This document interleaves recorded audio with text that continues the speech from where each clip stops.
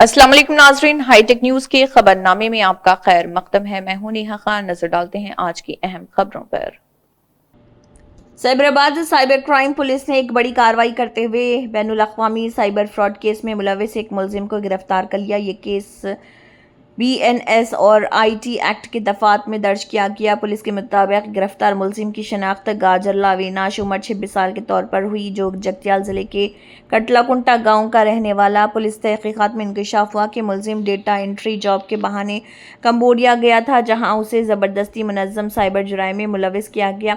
वो digital arrest scam के तहत भारतीय शहरियों को निशाना बनाता था। मुलजिम खुद को कानून नाफिज करने वाले इदारों का ऑफिसर जाहिर करते हुए मुतासरीन को धमकियां आमेज कॉल्स करता था और झूठे मुकदमात में मुलविस होने का खौफ दिलाकर रकम मुंतकिल करवाता था। ये रकम भारत में मौजूद फर्जी बैंक अकाउंट्स के जरिए मुंतकिल की जाती थी। जनवरी और फरवरी 2026 के दौरान तकरीबन 24 लाख रुपए की धोखाधड़ी की गई, जिसे बाद में निकालकर मुलजिमान में तकसीम किया गया।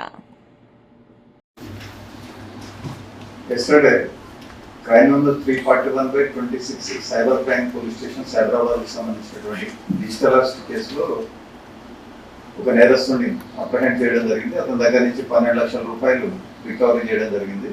ఈ డిజిటల్ అరెస్ట్ సదానందం అని చెప్పేసి ఒక సీనియర్ సిటిజన్ బాలనగర్కి సంబంధించినటువంటి వ్యక్తిని దాదాపు 15 రోజుల పాటు డిజిటల్ అరెస్ట్లో ఉంచి 42 lakh రూపీస్ 4 మ్యూల్ అకౌంట్స్కి ట్రాన్స్ఫర్ చేయించుకున్నారు. ఈ అవినాష్ అనే అతను ఇప్పుడు అరెస్ట్ అయిన వ్యక్తి ఎవరైతే ఉన్నారో అతని డీటెయిల్స్ అవినాష్. ఈ అవినాష్ అనే అతను డాటా ఎంట్రీ కోసం కంబోడియా ఉద్యోగానికి వెళ్ళాడు. అక్కడికి వెళ్ళిన తర్వాత ఫస్ట్ ఫోర్స్ ద్వారా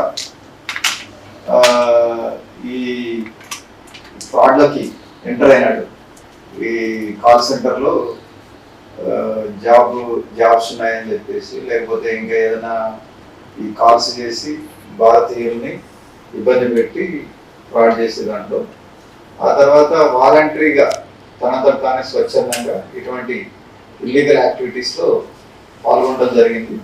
ఇదే క్రమం లోపల జనవరి ఈ ఇయర్లో 2026లో crime number 341/26 cyber crime police station సైబరాబాద్కి సంబంధించినటువంటి డిజిటల్ అరెస్ట్ కేసులో ఒక నేరస్తుని అప్రహెండ్ చేయడం జరిగింది. అతని దగ్గర నుంచి 12 లక్షల రూపాయలు రికవరీ చేయడం జరిగింది.